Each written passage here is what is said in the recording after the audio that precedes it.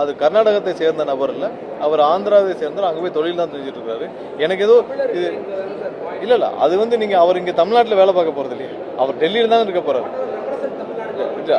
Tamil Nadu government எல்லாம் இல்லை, அவர் டெல்லியில் ஒரு பிரதிநிதியாக கோஆர்டினேஷனுக்கு இருக்க போறார். அவர் எந்த முடிவுகளும் எடுக்க போறது இல்லை, அவர் இன்னும் பெரிய ஒரு முடிவுகள் எடுக்க போறது இல்லை, அவர் பெரிய அப்ரூவலும் பண்ண போறல, கோஆர்டினேஷன் பண்ண போறாங்க.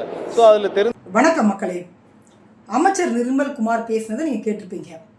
அதாவது என்ன விஷயம் அப்படின்னு கேட்டிங்கன்னா, தமிழ்நாடு அரசின் டெல்லி சிறப்பு பிரதிநிதியாக கேவிஎன் ப்ரொடக்ஷன், அதாவது விஜய் வைத்து கடைசி திரைப்படம் எடுத்த ஜனநாயகன் என்ற திரைப்படம் எடுத்த கேவிஎன் ப்ரொடக்ஷன் தயாரிப்பாளர் வெங்கட் நாராயணனுக்கு அந்த பதவி வழங்கப்பட்டிருக்கிறது. அந்த பதவிக்கு அவரை நியமனம் செய்து தமிழக அரசு அறிவிப்பானை வெளியிட்டிருக்கிறது 2 நாளைக்கு முன்னாடி. அதாவதுங்க, இந்த பதவிக்கு ஏன் ஒரு தமிழன் இல்லையா, கர்நாடக மாநிலத்தை சார்ந்தவங்க தான் நீங்கள் கொடுக்கணுமா என்ற கேள்வியை பத்திரிகையாளர்கள் அமைச்சர்கிட்ட கேட்ட பொழுது அவர் அதுக்கு பதில் சொல்லியிருக்காரு. என்ன சொல்லியிருக்காருன்னா, வெங்கட் நாராயணன் வந்து கர்நாடக மாநிலத்தை சார்ந்தவர் இல்லைங்க, அவர் வந்து ஆந்திரா மாநிலத்தை சார்ந்தவர். அதுவும் போக வந்து இந்த பதவியில் அவர் எந்த ஒரு முக்கியமான முடிவும் எடுக்க போகிறது இல்லை அப்படின்னு ஒரு அற்புதமான பதிலை கொடுத்துருக்கிறாரு. இந்த மாதிரி முத்தான அமைச்சர்கள் எல்லாம் வந்து நீங்கள் தமிழக வெற்றி கழகம் ஆட்சியின் போது தான் பார்க்க முடியும். என்ன காரணம் அப்படின்னு கேட்டிங்கன்னா, டிவிக்கு ஆட்சி பொறுப்பேற்ற பிறகு இத்தனை நாட்களில் அவங்க யார் யாருக்கெல்லாம் போஸ்டிங் கொடுத்துருக்காங்க அப்படின்னு கேட்டிங்கன்னா, முதல்ல ஜான் ஆரோக்கியசாமி அரசியல் வியூக வகுப்பாளராக அவருக்கு ஒரு போஸ்டிங் கொடுத்துருக்காங்க. இரண்டாவது, விஜயோடைய நீண்டகால நண்பரும் தொழிலதிபருமான விஷ்ணு ரெட்டி, அவருக்கு பொது விவாகங்களுக்கான ஆலோசகராக ஒரு பதவி கொடுத்துருக்காங்க. மூன்றாவது, ரத்தன் பண்டிட், அவருடைய ஜோதிடர், விஜயோட ஆஸ்தான ஜோதிடர், அவருக்கு தனி செயலர் அப்படின்ற ஒரு பதவி கொடுத்த போது நாமெல்லாம் எதிர்த்தோம் இல்லையா. அதற்கு பிறகு போஸ்டிங்கை போட்ட வேகத்திலே ரிட்டர்ன் வாங்கிட்டாங்க. அதற்கடுத்து விஜயோடைய சினிமா வாழ்க்கையில் நீண்டகால மேலாளரும் அவர் நண்பருமான ஜெகதீஷ் பழனிசாமி, அவருக்கு விஜயோடைய தனி செயலர் அந்த போஸ்டிங்கை வந்து கொடுத்துருக்காங்க. அதற்கு அடுத்து இப்போ கேவிஎன் ப்ரொடக்ஷன் ஜனநாயகன் திரைப்படம் எடுத்த தயாரிப்பாளருக்கு வெங்கட் நாராயணனுக்கு தமிழ்நாடு அரசின் டெல்லி சிறப்பு பிரதிநிதியாக போஸ்டிங் கொடுத்துருக்காங்க. அதுதான் அமைச்சர் தெளிவாக பதில் கொடுத்துருக்காரு. இந்த போஸ்டிங் அவர் சும்மா இருப்பார், எந்த ஒரு முக்கியமான முடிவும் எடுக்க போகிறது இல்லைன்னு சொல்கிறாரு. இந்த வெங்கட் நாராயணன் கர்நாடக மாநிலத்தில் பிறந்து வளர்ந்து படித்து ப்ரொடியூசர் ஆனவர். இவர் என்ன சொல்கிறாருன்னா, ஆந்திரா மாநிலத்தை சார்ந்தவர்ன்றாரு. அதே மாதிரி இந்த தமிழ்நாடு அரசின் டெல்லி சிறப்பு பிரதிநிதி இந்த பதவி காலம் 1 வருட காலம். அதாவதுங்க, தமிழக மக்களின் நலன் சார்ந்த விஷயங்கள், தமிழக மக்களுடைய வாழ்வியல், கலாச்சாரம், பண்பாடு, தொல்லியல், இந்த மாதிரி தமிழ் மக்களுக்காகவே டெல்லியில் போய் பேசக்கூடிய ஒரு பிரதிநிதியாக, மக்களுடைய பிரதிநிதியாக செயல்படக்கூடிய ஒரு நபர், இந்த போஸ்டிங்கில் இருக்கக்கூடிய ஒரு நபர். அந்த போஸ்டிங்கை ஒரு தமிழனுக்கு கொடுக்காம ஒரு கர்நாடக மாநிலத்தை சார்ந்தவனோ இல்லை அமைச்சர் சொன்ன மாதிரி ஒரு ஆந்திர மாநிலத்தை சார்ந்தவங்களுக்கோ நீங்கள் கொண்டு போய் கொடுத்தா என்னங்க அர்த்தம்? அதைத்தான் வந்து பத்திரிகையாளர் கேட்குறாங்க. நம்ம எதிர்கட்சிகள்லாம் அந்த கேள்வியை முன்வைக்கிறோம். அதே மாதிரி இந்த போஸ்டிங் என்பது அமைச்சருக்கு இணையான ஒரு போஸ்டிங். அதுவும் போக டெல்லியில் இருக்கக்கூடிய தமிழ்நாடு இல்லம், இங்கே இருந்து முதலமைச்சர், சட்டமன்ற உறுப்பினர்கள், அமைச்சர்கள் யாராவது டெல்லி போனாங்க அப்படின்னா அங்கே அவங்கள வரவேற்கக்கூடிய அந்த நபர் யாருன்னா, இந்த தமிழ்நாடு அரசின் டெல்லி சிறப்பு பிரதிநிதியாக இருக்கக்கூடிய அந்த நபர் தான் அவங்கள வரவேற்பாங்க. டெல்லிக்கும் தமிழ்நாட்டுக்கும் ஒரு இணைப்பு பாலமாக செயல்படக்கூடிய ஒரு போஸ்டிங் தான் அந்த போஸ்டிங். அந்த போஸ்டிங்கை தமிழ் மாநிலம் பற்றி, தமிழ் மக்கள் பற்றி, நம்மளுடைய பிரச்சனை பற்றி தெரியக்கூடிய ஒரு நபரை வந்து நாம் அதை நியமனம் செய்திருக்கணும். அப்படிதான் அதிமுக, திமுக போஸ்டிங் கொடுத்துருந்தாங்க. அதையும் தாண்டி இந்த வெங்கட் நாராயணன் என்பவர் வந்து கர்நாடக மாநில முதலமைச்சர் DK சிவகுமார் அவருடைய சொந்தக்காரர். அப்போ இவர் எப்படிங்க நமக்காக டெல்லியில் போய் பேசுவார்? அதுவும் போக கர்நாடகத்துக்கும் நமக்கும் இருக்கக்கூடிய காவேரி பிரச்சனை, காலங்காலமாக இருக்கக்கூடிய பிரச்சனை. அந்த காவேரி தண்ணியை நம்பி இன்னைக்கு 12 மாவட்டங்கள் இருக்குது, டெல்டா மாவட்டங்கள் இருக்குது.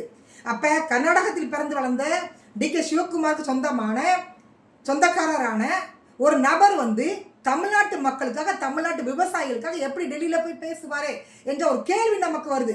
அவர் ஆந்திர மாநிலமோ இல்லை கர்நாடக மாநிலமோ, ஆனால் தமிழகம் இல்லைல்ல, அவர் தமிழ்நாட்டில் பிறந்து வளர்ந்தவர் இல்லைல்ல, அவர் எப்படிங்க நீங்கள் இந்த போஸ்டிங்கை போடுவீங்க? அதுதான் நம்மளோட கேள்வியாக இருக்கிறது. அதுக்கு தான் அமைச்சர் தெளிவாக விளக்கம் கொடுத்துருக்கிறாரு. அவர் வந்து எந்த ஒரு முக்கிய முடிவு எடுக்க மாட்டாராம். அப்புறம் என்ன இதுக்கு நீங்கள் அவர் அதெல்லாம் போட்டு வச்சுருக்கீங்க? அதாவதுங்க இங்க உள்ள பிரச்சனையை டெல்லியில பேசணும்லங்க. தமிழகம் சார்ந்த பிரச்சனையை டெல்லியில பேசணும்ல.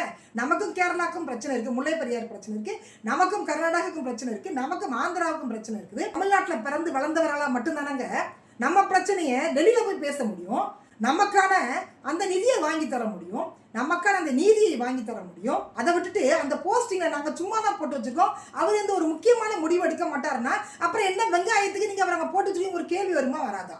அதுக்கு மக்களாகிய நாங்கள் எங்கள் வரி பணத்தில் அவருக்கு சம்பளம் கொடுக்கணுமா?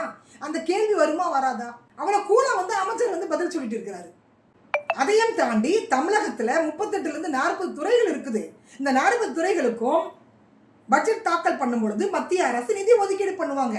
ஒரு தயாரிப்பாளரோட எண்ணம் எப்படி இருக்கும்? நிதி ஒதுக்கீடு செய்தால் அதில் எத்தனை % இவர் கமிஷன் இருக்கும், அதில் எப்படி வந்து ஒரு ஊழல் பண்ணலாம், இப்படி தானங்க அவரோட புத்தி போகும். அவர் ஒரு பிஸ்னஸ் மேன், அவர் மணி மைண்டட் உள்ள ஒரு ஆள். அவரோட எண்ணங்கள் எப்படி இருக்கும்? தமிழகத்துக்கு நல்லது செய்யணும்னு அவர் நினச்சிருப்பாரு. இல்லை அவருக்கு அப்படி என்ன அவசியம் இருக்குது? தமிழக மக்களுக்கு நல்லது செய்யணுன்ற என்ன அவசியம் அவருக்கு இருக்கும். ஜனநாயகன் படத்தோட தயாரிப்பாளர். அதை தாண்டி தமிழக மக்களுக்கும் அவருக்கும் என்ன சம்பந்தம் இருக்கின்ற ஒரு கேள்வி நம்ம முன்வைக்கிறோம். விஜய் வந்து எதற்காக அவருக்கு இந்த பதவி கொடுத்தார் அப்படின்னா, என்னோட பார்வையில் நான் என்ன நினைக்கிறேன்னா, 108 இடங்கள்ல வெற்றி பெற்றது டிவிகே. ஆளுநர்கிட்ட போகும்பொழுது இந்த விஷ்ணு ரெட்டியும் போயிருந்தாரு, இந்த வெங்கட் நாராயணனும் போயிருந்தாரு. இந்த வெங்கட் நாராயணன் என்பவர் வந்து ஜனநாயகன் படத்தோட தயாரிப்பாளர். அவர் ஏங்க ஆளுநரை பார்க்கும் பொழுது கூட போறாரு அப்படின்ற ஒரு கேள்வி எழுப்புனாங்க.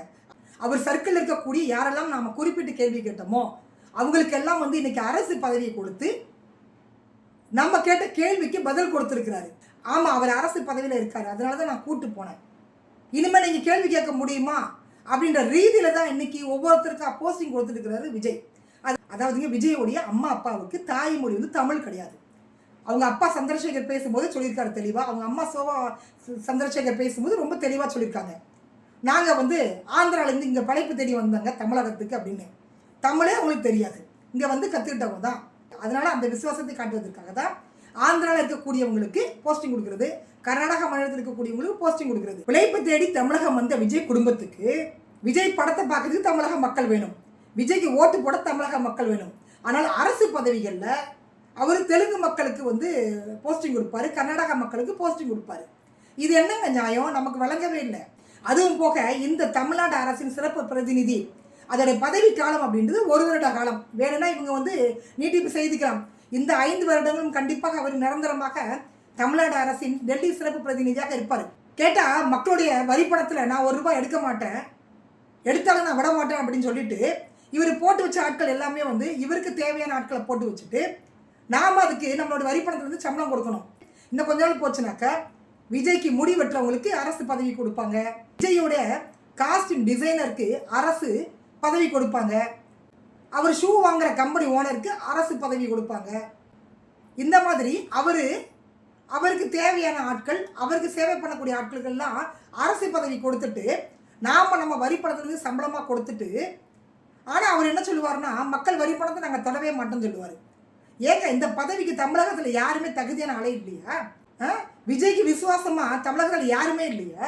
என் நெஞ்சில் குடியிருக்கும் மூச்சுக்கு 300 வாட்டி சொல்லி ஏமாற்றி ஓட்ட வாங்கினீங்களே, உங்கள் நெஞ்சத்தில் குடியிருக்கக்கூடிய ஒரு தமிழம் கூட இல்லையா அந்த போஸ்டிங்க்கு? அமைச்சர் நிர்மல்குமார் வந்து பூசி மொழுகிறாரு, நல்லாவே முட்டு கொடுக்குறாரு அப்படின்றது அவருடைய அந்த பேட்டியில் ரொம்ப நல்லா தெரியுது. தமிழர்களாகிய நாம இனிமேலாவது வெடித்து கொள்ள வேண்டும். இல்லை அப்படின்னா இது தமிழ்நாடாக இருக்காது, இது விஜய் அரசு, விஜயநகர அரசாக தான் இது இருக்கும். மீண்டும் சந்திக்கலாம். நன்றி, வணக்கம்.